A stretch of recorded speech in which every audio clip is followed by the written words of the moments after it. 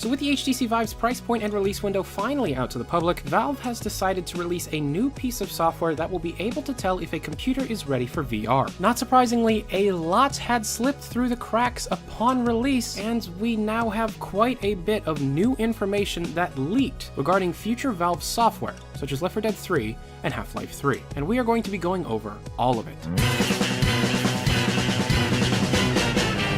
In the very early hours of February 22nd, Valve released a tool called the Steam VR Performance Test, and within this piece of software is many interesting things. First and foremost, the entire Aperture Science VR demo is included, albeit without any sound. This by itself would be quite a big deal, as seeing any new playable content from Valve is always an exciting thing. However, the fact that this entire demo runs in Source 2 is also very exciting, as getting to play around with Source 2 in something other than Dota 2 is a welcome thing. The majority of this story, however, comes from the files within this Source 2 build, as there are quite a bit, and some are very interesting. First of all the folders within this build of Source 2 are called Core, VR, and Portal 2 imported. Core has the majority of the non-VR related Source 2 files, which we will touch on later. VR, which obviously houses all the VR specific Source 2 files, and Portal 2 imported has all of the Portal 2 Source 1 files that are used in the Aperture VR demo. The Source 1 files that are used in the Aperture VR demo were just ported right over and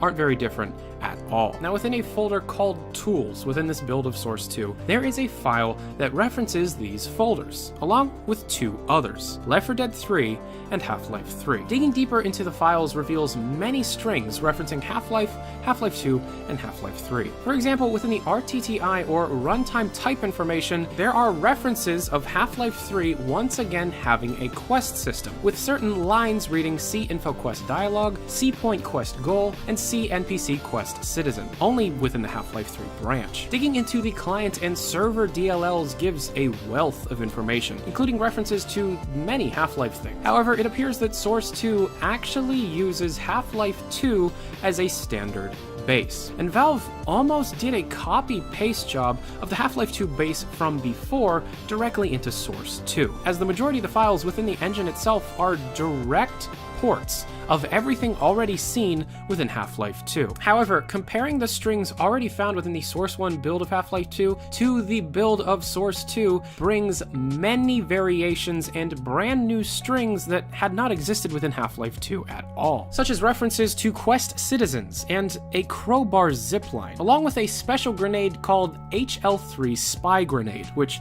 of course is unknown in its use. Many other strings reference Half-Life 3, and not surprisingly, a few references to Left 4 Dead 3, along with a few other strings referencing previously known Source 2 features, such as a day-night cycle. Interestingly enough, there now appears to be a new Left 4 Dead special infected called the Nocturnal, referenced within the files. And this Nocturnal seems to play into the fact that Source 2 has a day-night cycle, and seems to hint the fact that Left 4 Dead 3 is the Source 2 game receiving this day-night cycle. Speculation, the Nocturnal would probably be a special infected that would take advantage of Source 2's day-night cycle, meaning the Nocturnal would only come out at night, because it's nocturnal. Next, there were a few models and textures found within the game as well, and I actually have some new information regarding a few of them. First though, there was a large group of textures found depicting two different old men. One called the Retired Engineer, whose directory references Left 4 Dead 3 directly. So this might either be an NPC or future survivor within Left 4 Dead 3. Now, in regards to Half-Life 3, one of the material sets found goes under the name Adult_01.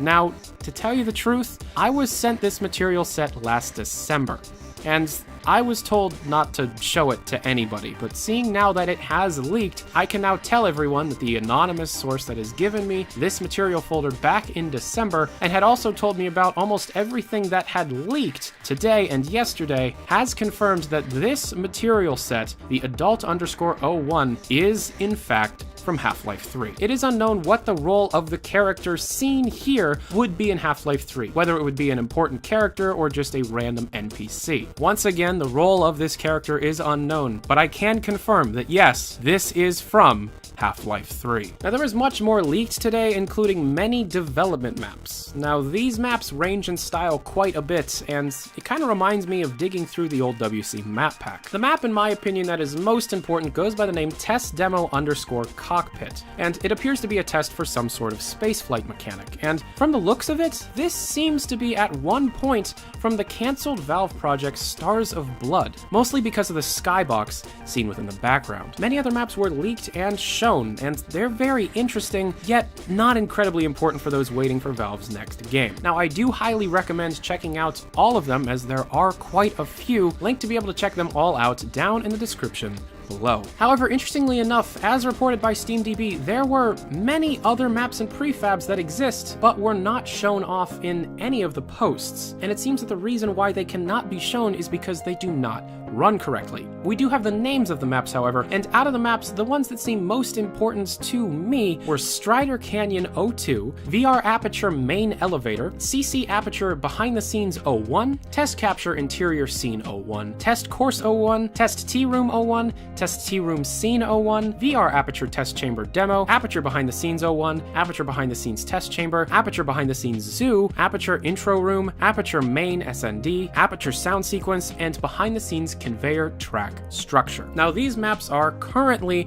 unable to be played or seen. However, in the future, I would expect them to be fixed up, at least a little bit, and they seem to be telling a couple of different stories. Now, obviously, Strider Canyon 02 has something to do with Half-Life, and once again, the anonymous source that has tipped me off about the materials folder has told me that this map at one point was a Half-Life 3 test map. However, even when it did work, it was incredibly broken and missing almost every single asset. So even if it did become workable, it wouldn't be anything to look at. Now, that is pretty much all the information I have on everything that leaked today and yesterday. If you have any questions or you have any concerns or anything that you would like to know about the different things that exist right now, feel free to leave a question in the comment section below or in my email, which is always the first thing in the description down below. If I, in fact, get a hold of any of the other files, or if any of the other files become workable, playable, or explain anything else related to Valve's development of software or hardware, it will be reported here. So be sure to be subscribed if you are interested in the development of anything related to Valve, as that is what I do here. Thank you very much for watching. If you have any questions, comments, concerns, or criticisms, feel free to leave them down in the comment section below, or my email, once again, the first link down in the description below. Thank you very much for watching. I'm Tyler McVicker. This is Valve News Network. Have a good day. Adios.